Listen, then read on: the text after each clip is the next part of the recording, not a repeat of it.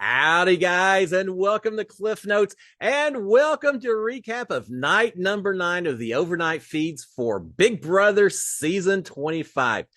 Yes, we have live feeds back. We'd only been waiting for 36 hours or so, but we finally did get them back, and we have a new HOH. It's really going to affect the balance of the game, I believe. So let's get right into it. Now, first of all, the feeds came back about 12:47 or so Big Brother time, which is 2:47 or so Cliff Hog time. Just about the time I was thinking we weren't going to get feeds starting up again until Friday morning. They pop back on. There's a key around someone's neck. And yes, the new HOH for this week is Hisam. Yeah, Hisam won HOH. He just got through winning veto. Now he's won HOH as well, so he's getting a lot of the power in the house. We'll see what he does with it. All right, before we talk about the live feeds, real quick comment or two on the episode itself, the live episode. They ended up having the eviction as planned, and unfortunately, Kirsten was sent home. A unanimous vote, 13-0. Apparently, that maybe wasn't really the plan going in. We saw a lot of discussion throughout the episode suggesting that maybe the other side, Riley's side, was going to try to flip the vote, save Kirsten, get rid of Felicia.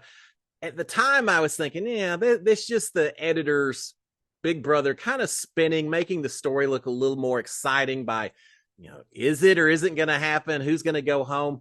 But it seemed pretty obvious from the feeds all week long that Kirsten was a target, that she was a certainty to go home, that Felicia wasn't going anywhere. But they kind of spun it a little bit differently. And as it turns out, yes, it was a 13-0 vote.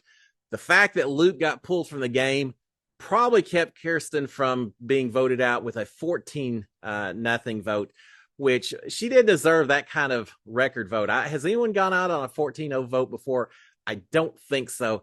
I'm glad it wasn't her. She didn't do anything to deserve that kind of overwhelming vote, but it doesn't matter. Kirsten did go home.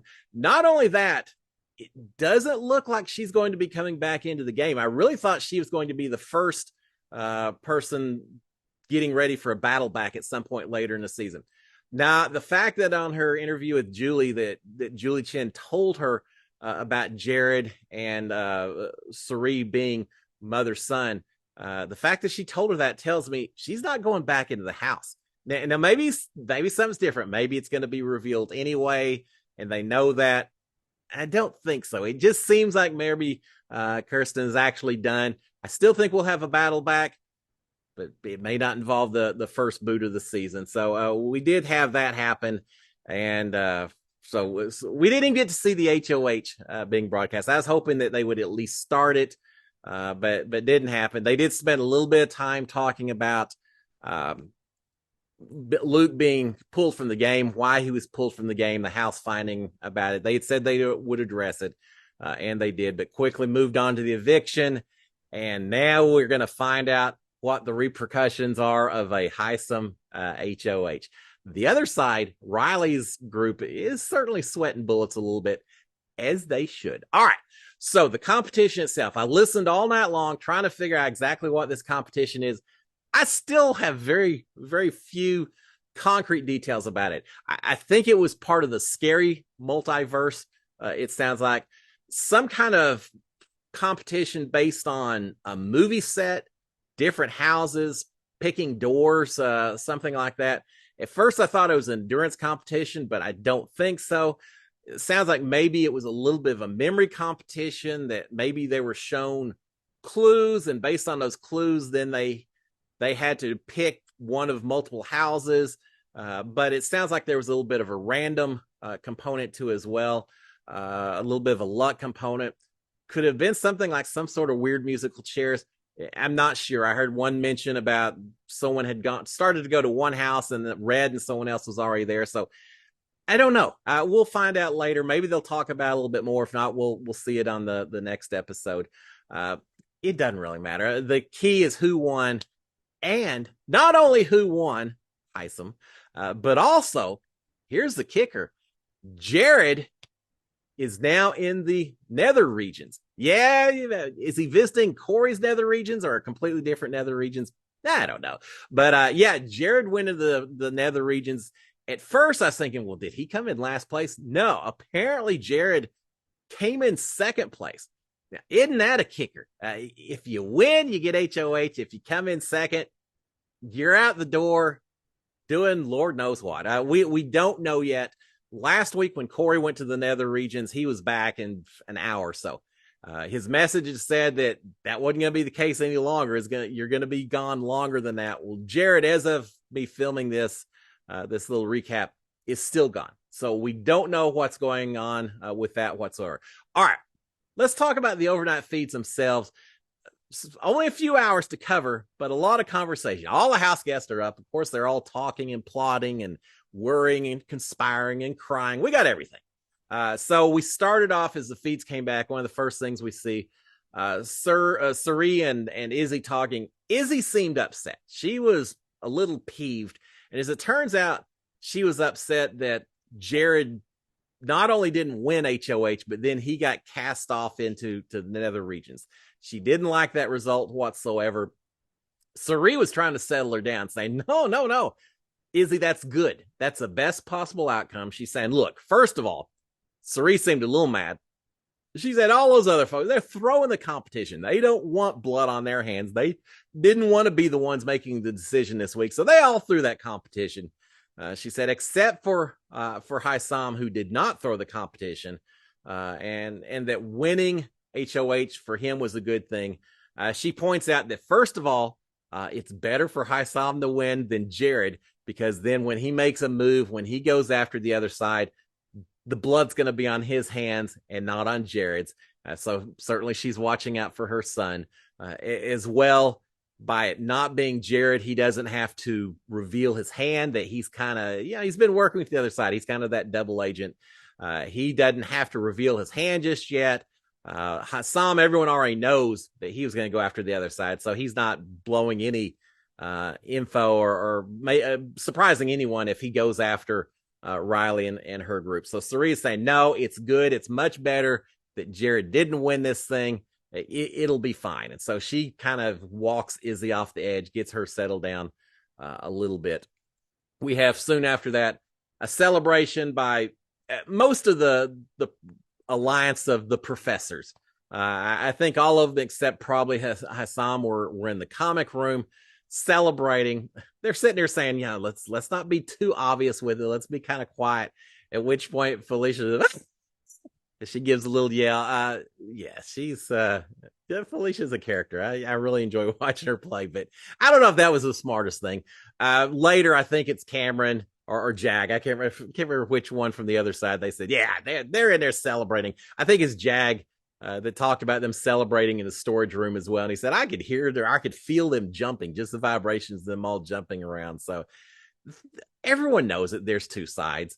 And they know that the professors that side are certainly doing a little bit of celebrating, as they should. I got to say this. I like seeing a little bit of switch in the balance of power. And as Suri pointed out as well, she said if the other side had won this thing, people like Cameron and others would be running right back to that side. And we wouldn't have them. By us winning, our side winning now, we probably can lock them a little bit more. So on the one hand, Riley's side won last week. Suri's side wins this week. I like to see the shift in power, but I kind of hope it doesn't lead to just this overwhelming majority alliance on Suri's side of 12 people or so, 11 people. Seems like a lot of folks all wanting to head that direction at this point in time. But we did have the celebrating. On the other hand, we had a little less celebration from Jag and America, and then later Blue. They were in the bathroom talking, but they're talking about the fact that they think that Corey is in trouble this week, that he could easily go home. Now, remember, Corey and Hisam didn't really get along. They were not vibing at all. They did have a conversation where they kind of talked things out a little bit, and it seems like they got some issues settled. I don't think, and I said at the time that I didn't believe either one of them when they were saying they were good with each other. There was a lot of talk that either one of them would go after the other if they won HOH. Well, we're getting ready to find out. But certainly Jag and American and Blue are all thinking that Corey could be the top target. I don't think it's quite gonna go that easy for these guys. All right, we do have Blue guessing that she thinks it's going to be Corey up on the block as the primary target, and then maybe Matt or America as the other, hopefully pawn. From their opinion, hopefully a pawn up against Corey is what they're thinking is kind of a best scenario, I think, in their mind. America, though, is worried that if Corey comes off the block, that he wins veto, or maybe he has some kind of power or something, that it could be two of Riley's group. It could be Blue versus America, Jag versus Blue, some combination of that, the core handful group could be going up, and that is certainly a possibility. Now, the other thing I heard mentioned as well, they're a little bit worried that Jared is now gone, because remember, Jag and everyone else is still thinking they have Jared's vote. They're worried that when Jag comes back from the Nether regions, he may lose his ability to vote, or he may lose his ability to compete in a veto, that he may not be able to fully contribute to this side of the house when he comes back in. So there's a lot of uncertainty, a lot of concern from these guys right now. Jag they're trying to figure out how they could possibly deal with this, what they could possibly say to Hisam. Jag is talking about a suggestion that maybe they can talk to Hisam and get him to put up Felicia next to Corey. Can you picture that in a million years? As much as Hisam was protective of Felicia last week, I just don't see it happening. In fact, Hisam in the storage room talked to Felicia and said, well, you're safe this week. You're not going on the block, so we can just relax, enjoy this week. And he's really, I like him. I like the way he talks to people. He has a very soothing talk about him when he wants to be. Not all the time. He certainly has an edge to him at times, but he kind of made Felicia very happy, saying, "You're good. Enjoy this week. It's not like last week." I get that. I know what it's like to be on the block. I know what it was like to then have a week where you can just kind of sit back and watch other people sweat it out a little bit. So he does tell her that. So Jack's suggesting, hey, let's talk to Hisam and convince him to put Felicia up next to Corey.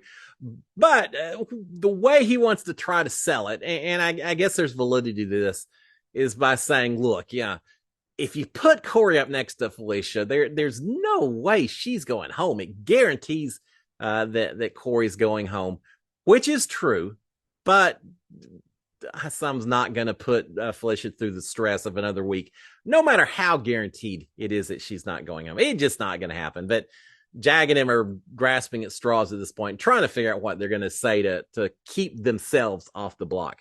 All right, one quick little observation before we get more into the feeds themselves. I noticed that the memory wall still isn't showing faces. I really thought that once his house was down to 16 or now 15, that now that we lost Luke and Kirsten, I really thought once we got below 16 or below house guest, that we would see those faces pop up on the screen. As of the filming of this, we still had the golden tunnels spinning around. So I don't know what's going on with that. Maybe it's part of the twist. I don't know, but they got to be anxious waiting for those pictures to show up. That's kind of a big event in your Big Brother life. Still waiting. We'll see what happens with that. All right. Before we get into the feeds, I also learned that Red's favorite animal that he has killed and then eaten is a groundhog. Seems like bullfrogs maybe are pretty close, but groundhog's his favorite. So just in case you're curious, I've had frogs. I don't think I've had groundhogs, not intentionally anyway. But that's his favorite. So if you ever go visit Red or Granny Clampett, either one, be prepared for some groundhogs. All right, now let's talk a little bit more. They got the backyard back. That was kind of a surprise. We never got the backyard back that I can remember the night of an HOH competition. It suggests to me whatever competition they had must have been pretty easy to pull apart, to break down, and to get that backyard ready. Or was a competition held somewhere else? I don't think so. I assume it was in the backyard. I haven't heard anyone say anything differently, but not only the fact that the backyard opened up, but the fact that it has tells me that the veto competition, which I assume is on Saturday, that's standard, is either going to be a very simple veto competition, like a question and answer, stand in the box type of thing, or it's going to be a veto competition that takes place somewhere else other than the backyard. There's another location where we did the whacktivity, one or two competitions during my season. Maybe the veto competition is going to be held there for some reason. We don't know, but they got the backyard back very quickly. So they were all out in the backyard enjoying it a little bit. We'll see what that means as far as upcoming competitions. The backyard balcony, which I think is really cool. Didn't have it during my season, but they've had it for the past couple of seasons. They lost their bed upstairs, but they got a foosball instead. Seems like a decent trade-off. So yeah, there's already talk about playing foosball once they get a chance to kind of settle down, get a breath of air, and then yeah, they're gonna have some foosball tournaments and such. All right, more strategy talk. We've got Sari talking to Izzy, telling Izzy that, and this is while they're sitting in the backyard by themselves. Sari's telling Izzy that Hisam's plan was going to be last week when they were talking about was going to be putting up Jag and Blue with Cameron as a potential back door. So yeah, this idea of Felicia being involved whatsoever, nah, it's not. Jag and Blue and Cameron was discussed last week. Is that still going to be the plan this week? Well, we're going to find out. All right, we've got Mimi and Felicia and Hisam in the storage room. Mimi is saying that everyone on Riley's side, except for Riley, had promised their vote to Kirsten, and that they had all said that Hisam was next as far as targets go. This gets back to the narrative I saw during the episode itself, where it seems like there was a suggestion that Riley's side was maybe trying to figure out some way to flip it, send Felicia out, and hold on to Kirsten. And it sounds like, based on what Mimi's saying here, that maybe they had promised Kirsten that she had her vote. Kirsten certainly seemed like she thought that she was going to get some votes. So maybe there's some stuff that we didn't see. And maybe it's things that happened over this last 24 hours that we didn't have the live feeds. We assumed it was all about Luke, and I still think that was the case, but there may have been a lot of plotting and planning and last minute conversations. And if so, it's really unfortunate that we as viewers didn't get to see the live feeds to see that playing out. How much more exciting would the eviction have been tonight if we thought there was a plan to flip it and send Felicia home instead of Kirsten? We weren't privy to that. We didn't know about it. It is what it is at this point. But yeah, it sounds like maybe there were some plans afoot. All right, so we've got that. And the other part too, that Hisam was the next target. So again, Mimi's just making very certain that Hisam knows who the enemy is in the house, and it's not anyone on Sari and her side. So Hisam knows that. All right, we've got Hisam talking. Remember, Sari was talking about what Hisam had said last week. Well, Hisam kind of spells it out for us, what he's thinking his plans are. Hisam is saying that now his number one target is Riley. He's going to hate hearing that, right? But I don't think she'll be completely surprised. But he's saying Riley's his number one target, that Cameron is a very close second, and then Matt would be a backup as well if one of them came off the block. So it does sound like, from a nomination standpoint, we could see Riley and Cameron. Would you try a backdoor or something like that? I don't know. It seems pretty straightforward at this point in time. I'm not sure if he's going to try to get that tricky or fancy. I'm not sure if he needs to be. I don't know that Riley or Cameron has necessarily shown that they're such a huge comp beast threat that they're going to worry about that. And especially since they have two targets, either one, I think they would be comfortable maybe sending out. Because of all of that, I don't think they're going to try to backdoor anything else. He's just going to put up the two people he thinks he'd most like to see go home, and that's it. So based on that, Corey, who seemed to be thinking that the two sides would go after each other and give him a little protection, I think he may be right a little bit. All right, one more thing, and I just saw this, and we'll move back to the overnight feeds. Did y'all notice on the shout-outs? First of all, way too many shout-outs during the eviction votes, I think. I keep it short and simple. There was a lot of long, old shout-outs. But did y'all see Corey? He only had one shout out, and it was to his brother Zach from Survivor saying, I beat you, because Zach went home first. Corey's guaranteed not to be going home first or second. And so already the sibling rivalry is kicking in. Having a brother who was on The Apprentice, went home week number 4, I kind of felt the same way. So yeah, I thought that was kind of fun to see. All right. Let's see, where were we at? So Hisam's kind of identified his targets themselves. Now, the other thing that Hisam's going to do, and this will be fun, he's planning to bleed information from everyone on the other side. He's going to force them to reveal everything. I see some Kyland level HOH interview sessions potentially happening this week. That may, I'm not going to say maybe fun. Probably be very drawn out, but we'll see how much information the other side's willing to give out. Based on Riley and her conversations last week, Hisam may not have to do a lot of prying. He may just ask one question and just sit back for an hour and get everything he needs. But he is planning to bleed information from the other side. And the other thing, it sounds like he's going to try to turn everyone against each other on the other side. Specifically, it sounds like he's planning to throw Riley and Jag under the bus by every other person on that side as he talks to. He's going to perhaps say, oh, you know who gave me that information on you? It was Riley. It was Jag. So he's going to try to make sure he can create maximum betrayal, confusion, chaos on that side, get them all upset with each other. Not a bad idea, because as much power as he has this week, he can only get rid of one, unless some kind of weird twist kicks in.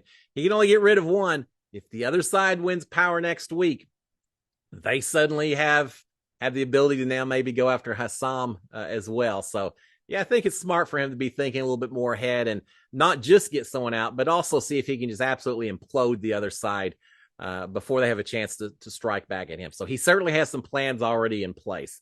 All right, we've got Cameron telling Jag and Matt that their side needs to avoid hanging out at all together this week.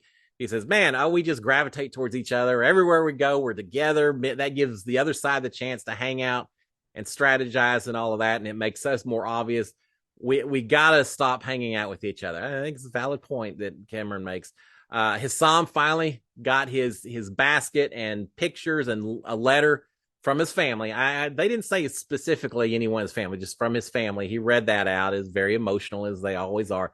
He got all of that in the storage room, which I thought was kind of interesting. Got it all in the storage room. Then immediately they went upstairs to see his HOH room itself. So I don't know why they didn't put it in the HOH room first, but whatever. It was late at night. So who knows what all was going on.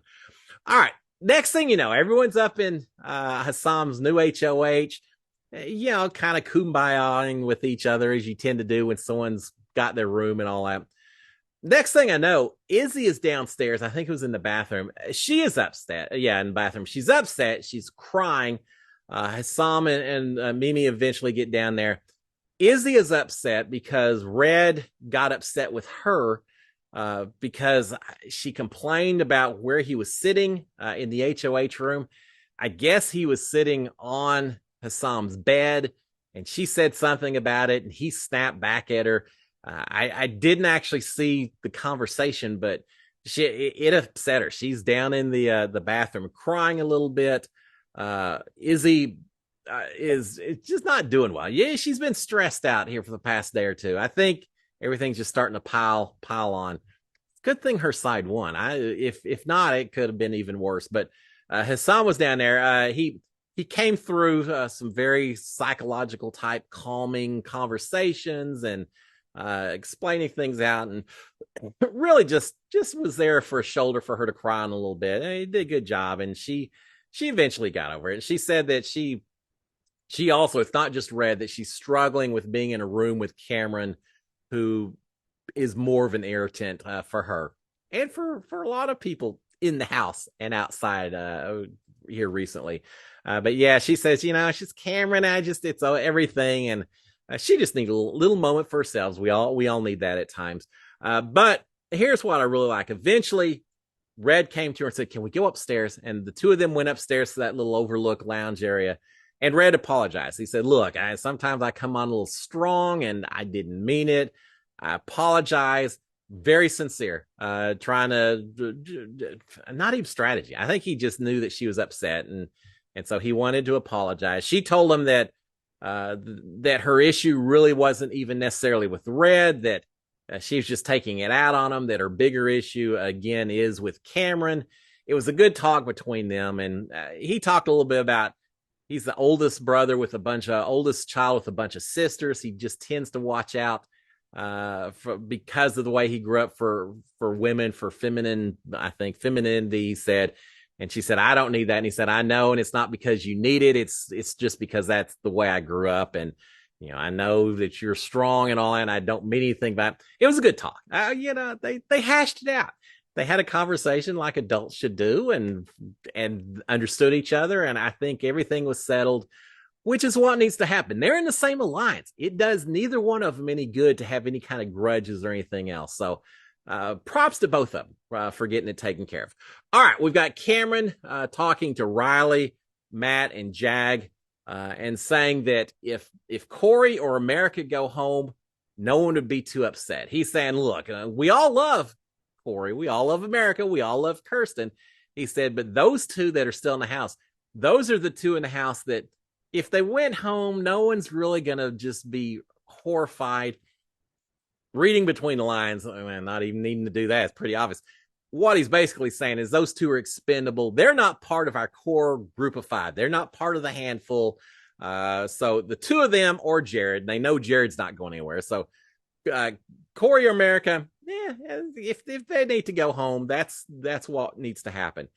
It's all about they're recognizing that they're not. There's talk about them trying to convince Hisam to put someone from his own side up on the block, but they know it's not going to happen. Cameron knows it's not going to happen. So their best case is just to protect their core group of five and let one of the expendables go instead. So that's what they're banking on. And that's what they're going to try to sell to Hisam as much as they can. Cameron's thinking that the nominations will be either late tomorrow or even Saturday. Part of that is he basically spells out the same thing I mentioned a little while ago, that he doesn't think the veto is going to be in the backyard. He says because of that, it means the veto set has already been probably built and is ready to go. So they could have the veto nomination on a Saturday, immediately go into the veto competition. No worries, no sweat. I don't think it's going to happen like that. I don't think that at all. When I won my HOH during my season, it was super late. I didn't get my my room, HOH room, until way after midnight. And yet for me, nominations were still at 9:30 that morning. They woke us up early. I had very little time between winning and making the nominations. So even though Hisam got his room late, I still expect nominations to take place today. It may not be as early as mine did, but I think it'll be a Friday nomination, veto competition on Saturday. So I think that's the way it's going to happen. Cameron is saying that the other side knows about the group of 8. And he's saying, and Riley says, it's stupid that we keep trying to lie about it because they all know about it. But Cameron says they know about the 8, but what they don't know about is this smaller group of 5, the handful. And he said, that's what we have to protect. That's how we need to try to keep us off the block and try to make sure it's some of the expendable folks that go home instead. And he suggests that he feels like the only chance is to get Corey on the block and out the door. That's their best possibility for them to survive going forward. I don't think it's going to be very easy. We've heard Hisam and who his targets are, and they aren't Corey and America. So they're going to take a hit. They don't understand it yet. The veto is certainly going to be important for all of those house guests, because any one of them could have their life on the line otherwise. So we do have that. All right, we've got Riley. Wrap this up. We've got Riley and Matt talking in the backyard. Riley's kind of saying the same thing that Cameron said earlier, that really their only chance is to have Corey and America on the block. If they can make that happen, they survive unscathed. Well, if wishes were, I don't know, y'all know the same, right? I don't think it's going to happen like that. We'll find out. All right, finally, the house started settling down about 3:30 or so. Big Brother time when I'm shut that down. Riley and Matt were still in the backyard. It looks like all the lights were on in all the rooms. But most people were in bed, it appears, from the camera shots that we had. So I think they're pretty much shut down. Again, I expect to have nominations today. We'll find out who's on the block if Hisam goes through with what he's saying, and then let the scrambling begin. It was an exciting episode. I hate to see Kirsten gone, but still an exciting episode. And then at the very end, we get this thing. I don't know. Jared's still gone. We'll find out what happens with that. We'll find out if, I don't know, who shows up in the blue orb. Is Papa Smurf, is the genie going to show up? I don't know. Maybe the Blue Man crew or something. We'll find out. I'll be back tomorrow to give y'all a recap on night number 10. Until then, it's Friday. Thank God it's Friday. Y'all enjoy your Friday. I'll be back tomorrow. Till then, guys, SKD 143. Cheers, my friends. Bye.